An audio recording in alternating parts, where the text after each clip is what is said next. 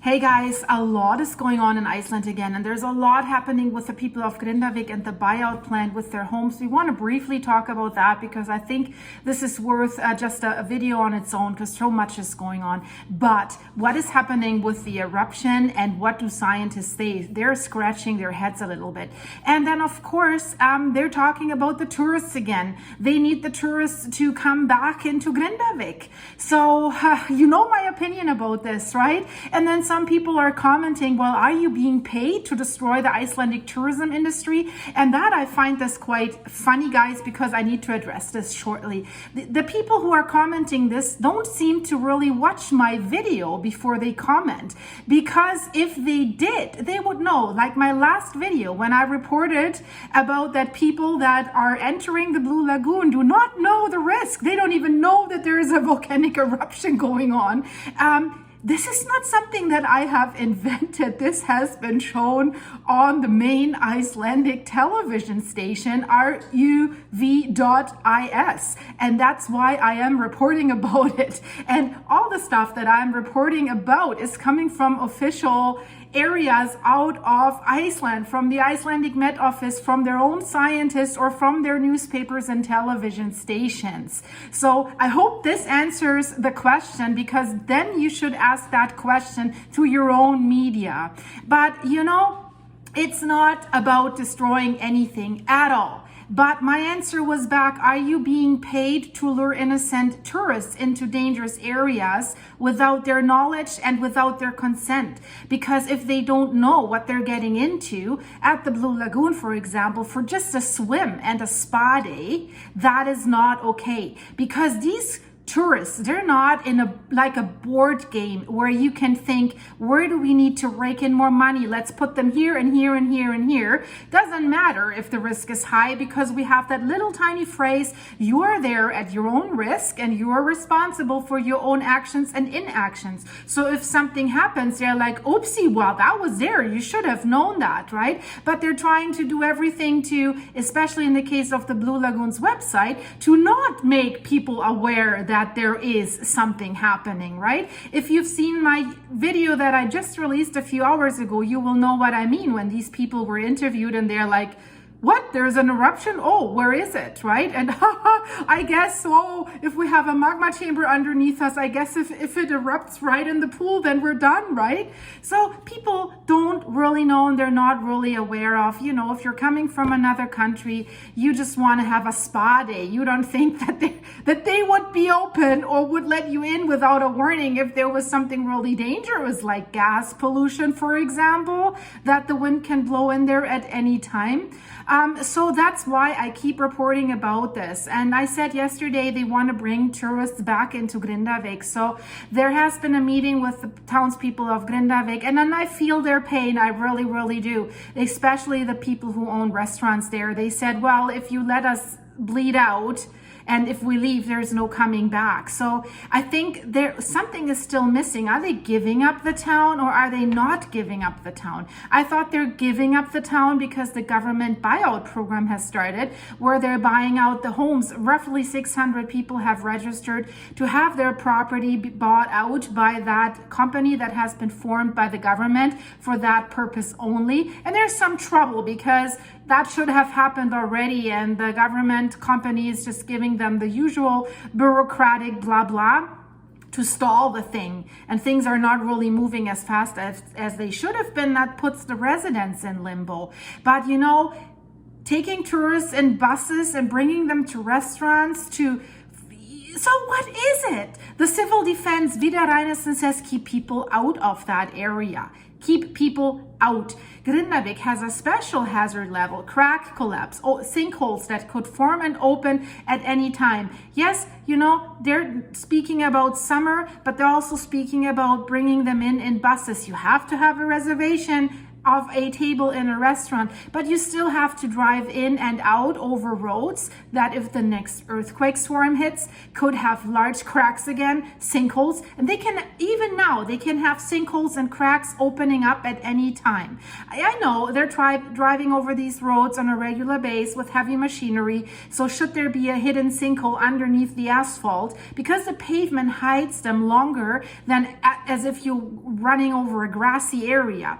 So the pavement holds it a little bit. The sinkhole could already be open, and then, you know, once the pavement gives way, you can fall into that crack, and that's something you really don't want to, right? So that risk is really, really real. There's the risk of gas pollution, of course, and right now 8 million cubic meters are in the magma chamber that is underneath the Blue Lagoon and the Swartsengi area. And what does that mean? The scientists are scratching their head, guys. This is a very, very unusual situation that they haven't seen since these events started in late October. So since then we had like magma chamber filling up, swarm of earthquakes, magma intrusion or eruption, repeat after 3 to 4 weeks. Same thing again. Now we have an eruption that's still going, and the same thing seems to repeat again. So what does that really mean? So they are saying this is a bit of an unusual situation, and I fully agree.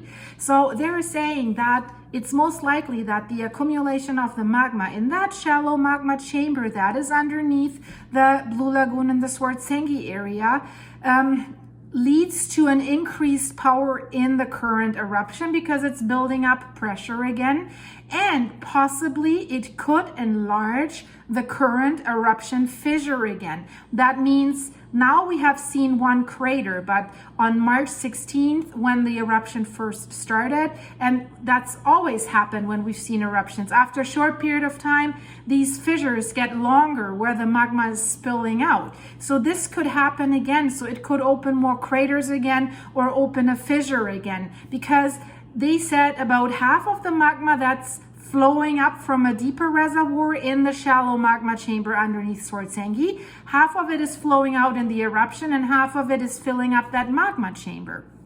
So very, very interesting. Of course, they're saying it cannot be ruled out that the magma will find another place and then come to the surface and erupt. And then it could just cause a similar eruption like the ones we have seen the last few months since October, since November 10th. The head of deformation measurements at the Icelandic Meteorological Office, Benedict Gunnar of Feiksson, says they're reviewing possible scenarios for the accumulation of the magma underneath Swartsengi. And he says the scenario that they're looking at and that they want to warn about is that scenario that involves the start of a new eruption, of a second eruption. And that's why there's so much uncertainty. Where will it erupt? How intense will it erupt? What will happen with the current eruption? So they have model calculations where they try to calculate the possible scenarios. And these calculations say that there's 8 million cubic meters of magma that have already accumulated again. And whenever we had like anything between 8 million and 13 million cubic meters in that magma chamber, it has triggered an event, an intrusion or an eruption. So that's why the civil defense has raised their alert level, because of the risk of another second new eruption on the Reykjanes Peninsula.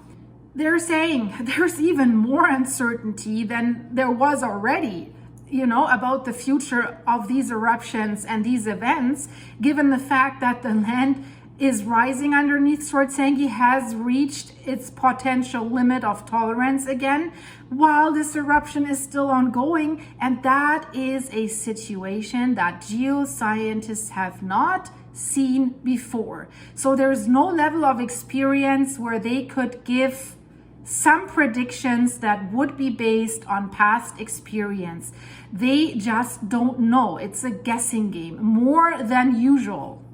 But what they're ruling out is that they think that there will be an eruption in other areas that are far away from that Sutnuka crater series where we're seeing the current eruption right now, because they think that is a scenario that they kind of rule out. And if that would happen, that it would go like west of Grindavik to Antwerp, that it would have a much longer notice than as if it would just erupt in the current area. Because in the current area, the tunnels are there, the pipes are there for the magma to flow there. So it would probably happen with no warning.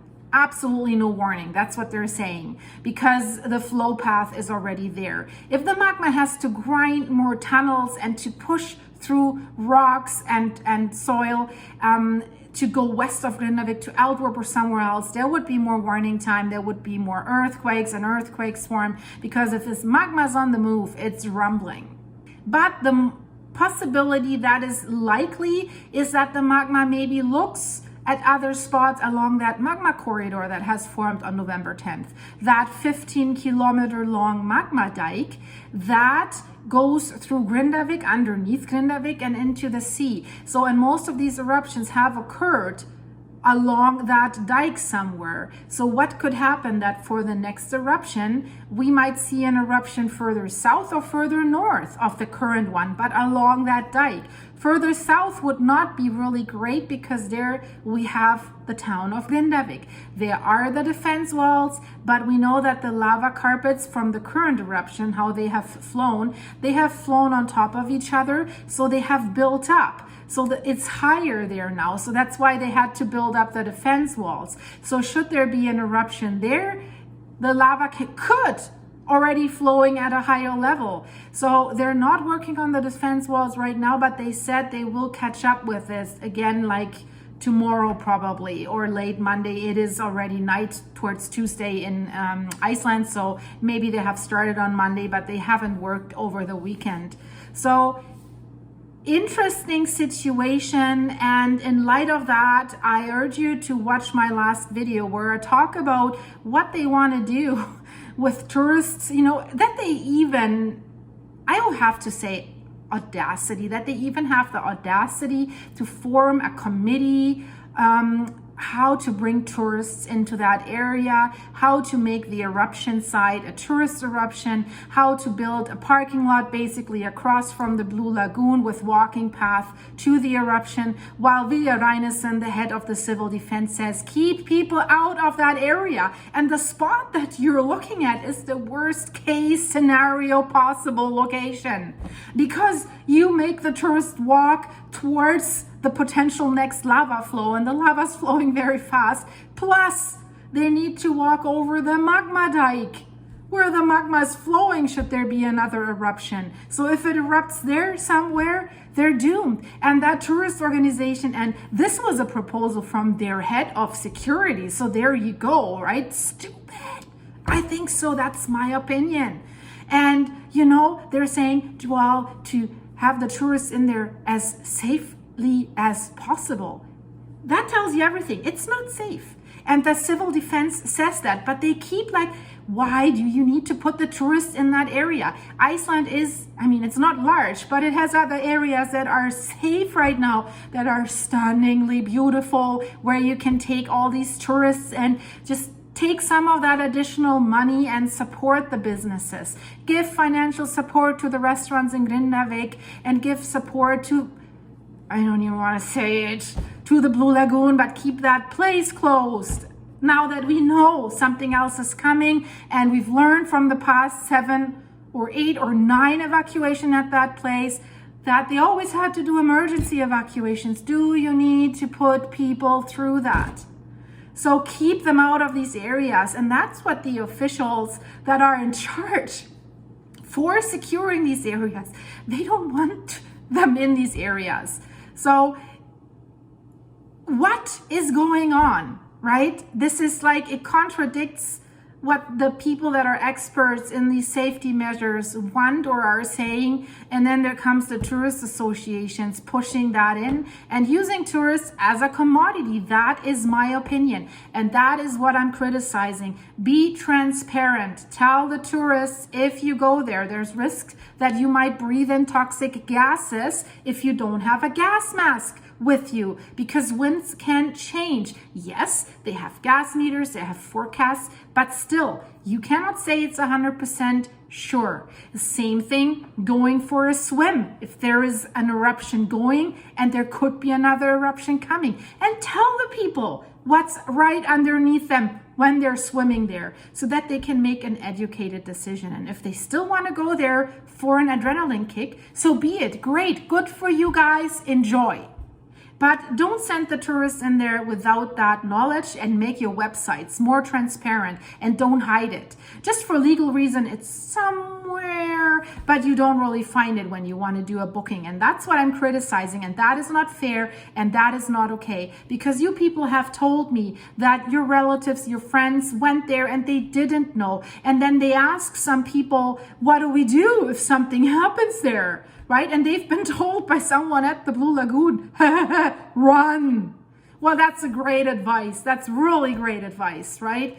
And so some of the even bus drivers that do these tours, they told the people, well, that place should be closed, that people should not be there, right?